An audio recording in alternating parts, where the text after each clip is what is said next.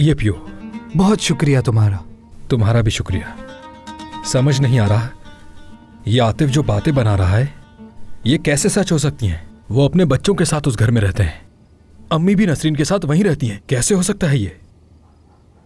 नसरीन कहाँ रहती है, क्या तुम्हें मालूम था? पता नहीं था, लेकिन कुछ दिन पहले ही पता चला है मुझे।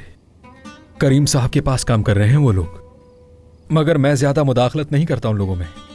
बाबा के जाने के बाद जिंदगी बिल्कुल पलट गई थी, लेकिन देखो मैं मुकाबला कर रहा हूं सबका। ठीक कह रहे हो। ऐसा नहीं है मैं इस बारे में सोचता नहीं हूं। अगर मैं उन्हें यहां पर ले भी आया तो फिर बहुत मुश्किल खड़ी हो जाएगी।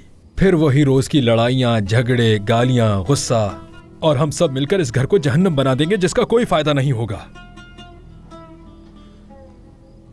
ठीक कह रहे हो तुम बिल्कुल मेरे भाई।